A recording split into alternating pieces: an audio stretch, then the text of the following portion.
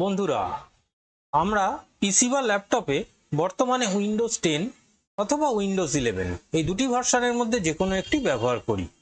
কিন্তু বন্ধুরা, আপনারা কি জানেন যে উইন্ডোজ 11-এর একটি বিশেষ ভার্সন রয়েছে, যে ভার্সনটি আপনি যে কোনো লো এন্ড পিসি অর্থাৎ আনসাপোর্টেড হার্ডওয়্যার যেগুলো উইন্ডোজ 11-এর ক্ষেত্রে আনসাপোর্টেড, সেই রকম হার্ডওয়্যারেও চালাতে পারবেন, স্মুথলি চলবে, কোনো ব্লোটওয়্যার আসবে না, অর্থাৎ নিট অ্যান্ড ক্লিন একটি উইন্ডোজ 11 কিন্তু রয়েছে।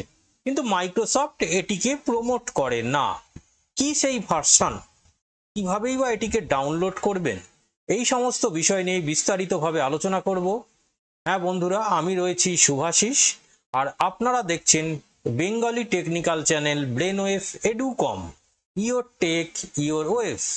আপনারা যদি চ্যানেলটিতে নতুন হয়ে থাকেন তাহলে চ্যানেলটিকে অবশ্যই সাবস্ক্রাইব করুন, আর আমার এই ভিডিওটি ভালো লাগলে অবশ্যই লাইক করুন এবং বন্ধুদের সাথে বেশি বেশি করে শেয়ার করুন।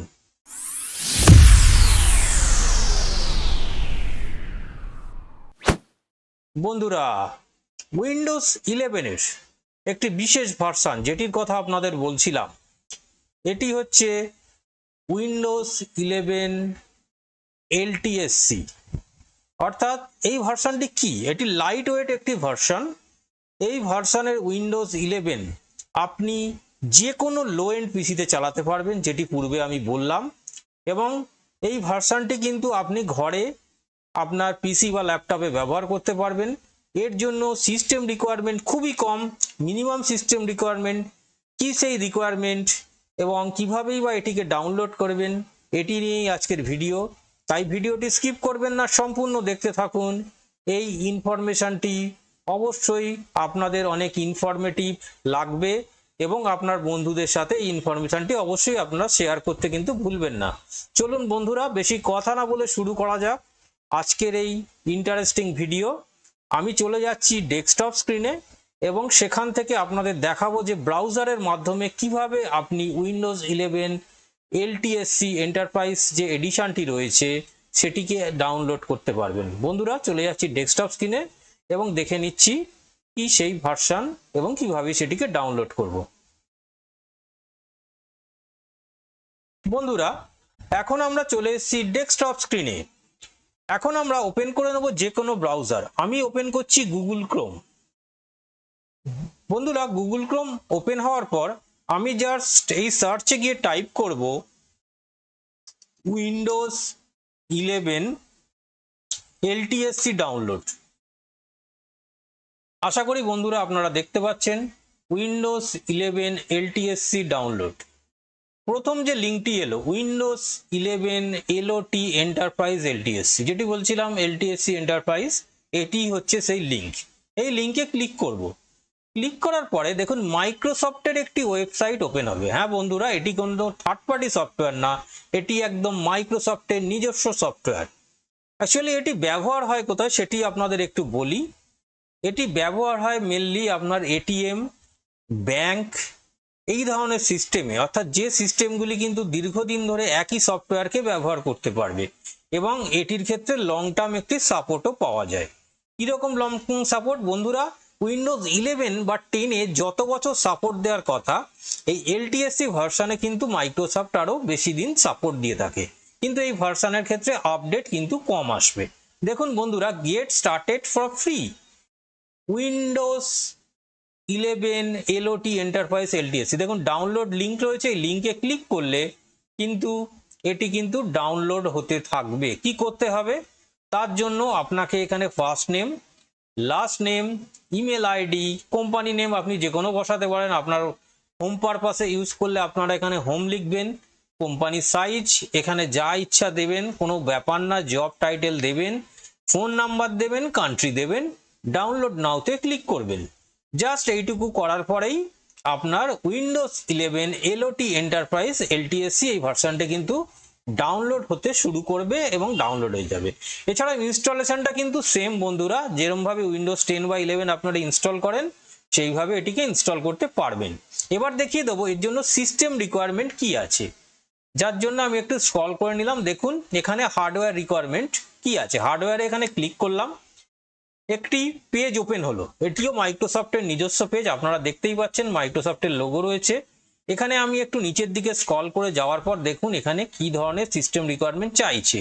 আপনারা উইন্ডোজ 11 এর ক্ষেত্রে যে সিস্টেম রিকোয়ারমেন্ট দেখেন এখানে কিন্তু অনেক কম রিকোয়ারমেন্ট, অর্থাৎ প্রসেসর 1 GHz 2 কোর, আর অপশনাল হচ্ছে 1 GHz 2 কোর, অর্থাৎ 1 GHz প্রসেসর কিন্তু আপনার লাগবেই। 1 GHz এর নিচে প্রসেসর কিন্তু বর্তমানে বন্ধুরা আসে না, মানে যা প্রসেসর আমরা ব্যবহার করি মোটামুটি 3 GHz এর উপরে সবই, এবং সেই জন্যই 1 GHz প্রসেসর কিন্তু মোটামুটি সবার কাছেই আছে। এবার এটির জন্য মিনিমাম সিস্টেম রিকোয়ারমেন্ট হচ্ছে 2 GB র্যাম, আর যেটা মাইক্রোসফট যেটা বলছে সেটা কিন্তু 4 GB র্যাম হলে ভালো হয়।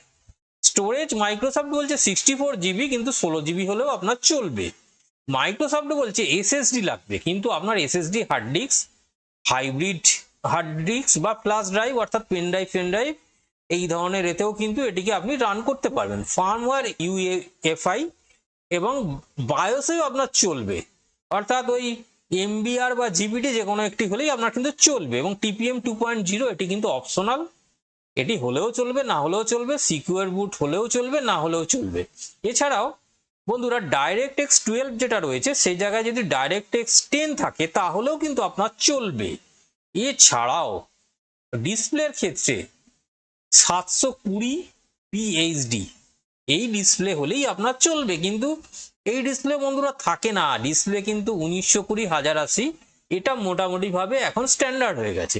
তাহলে 720 PHD এটা কিন্তু রয়েছে, মানে এটা সকলের কাছেই রয়েছে, এবং কাস্টম সাইজ বা অপশনাল, মানে এর থেকে কম হলেও কিন্তু চলতে পারে, মানে সেটি এইচডি হবে না, স্ট্যান্ডার্ড ডেফিনেশন হবে কিন্তু চলবে। অর্থাৎ বন্ধুরা বুঝতে পারছেন যে কি ধরনের সিস্টেম রিকোয়ারমেন্ট এখানে চাইছে, অর্থাৎ খুবই কম সিস্টেম রিকোয়ারমেন্ট, মানে আপনার একদম পুরনো পিসি 10 বছর 15 বছর আগেকার পিসিতেও কিন্তু এই ভার্সনটি আপনি অনায়াসে ইনস্টল করতে পারবেন। বন্ধুরা এই ছিল আজকের ভিডিও, আশা করি ভিডিওর বিষয়বস্তুটি আপনাদের ভালো লেগেছে।